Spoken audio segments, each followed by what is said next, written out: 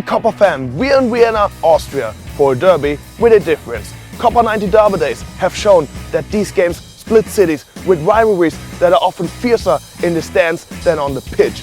But what we're here for, well, it's not like that.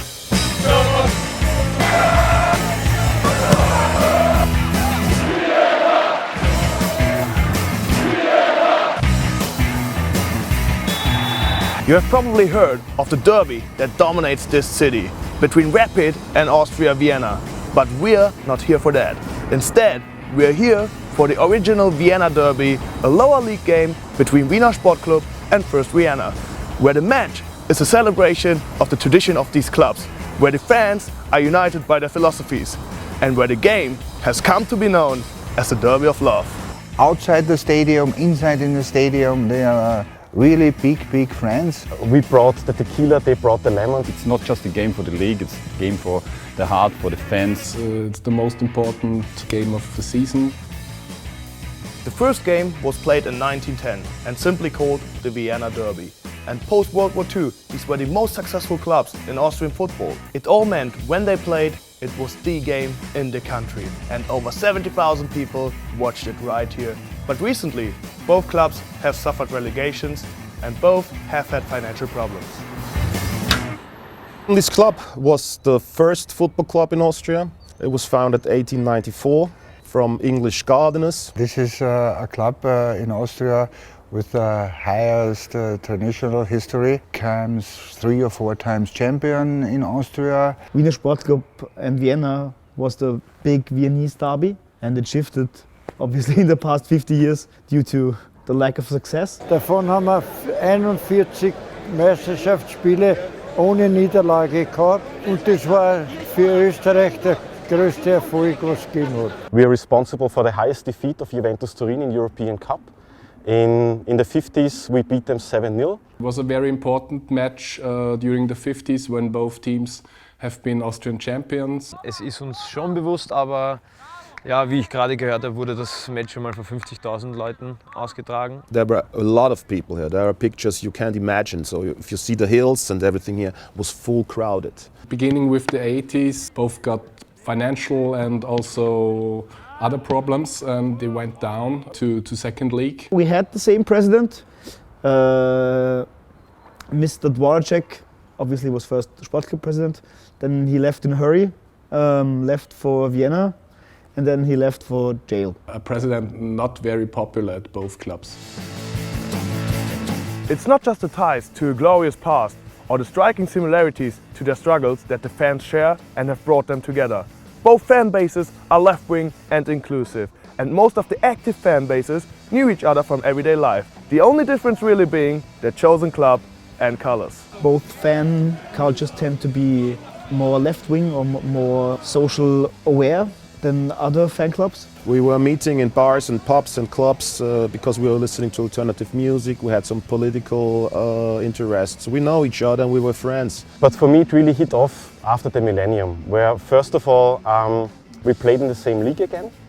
Second of all, there was also a new generation on both sides of supporters. Both clubs could establish their own fan culture, which means no sexism, no racism, self-organized and having a different way of football supporting. We tried to get rid of chants that were very negative towards our opponents, but also towards our own players.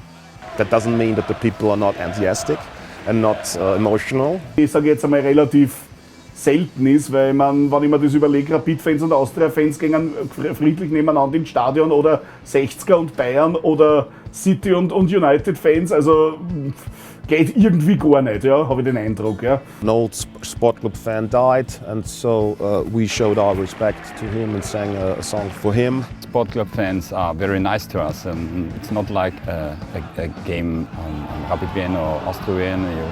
You get the whole shit from the crowd.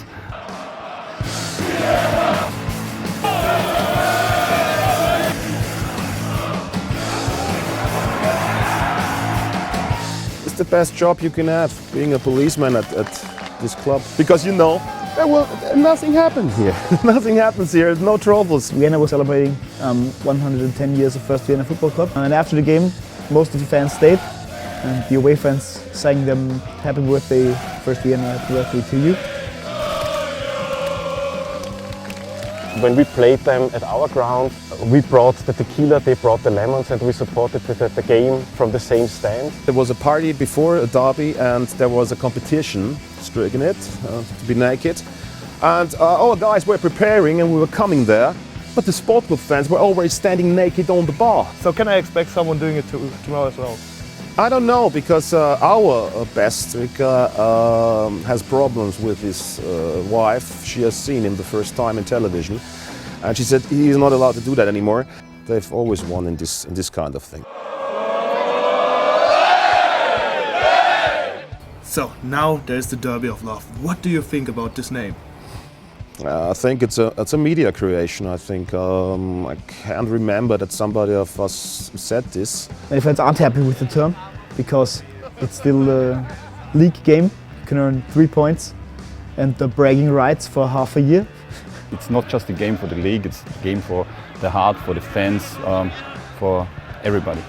Es ist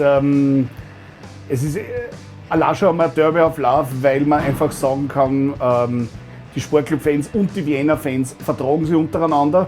I love my club, they love their club. It's surely some sort of marketing slogan, a very nice marketing slogan. The important thing is that people are celebrating a different fan culture at these games.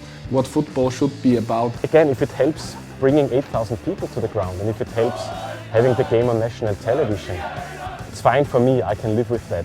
Es sind halt ein bisschen mehr Zuschauer da als sonst. Also im Schnitt haben wir so, ich schätze 1.300, 400, 500. Jetzt sind es halt doch 8.000. Man ist natürlich aufgeregt. A full stadium, that means a lot of income for the clubs. So therefore it's also very important for Sportclub that Vienna does not go up to the second league. That would mean that this income is also guaranteed for the next season, which would be very important. It's catchy. Derby of love. It's not a derby of hate.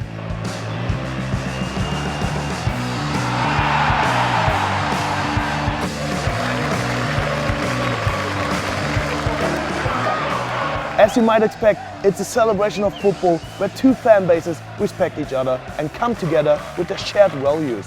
Some supporters may not like the name Derby of Love, but it's unique in football and it can only be a good thing. And maybe this makes the beautiful game that little bit better.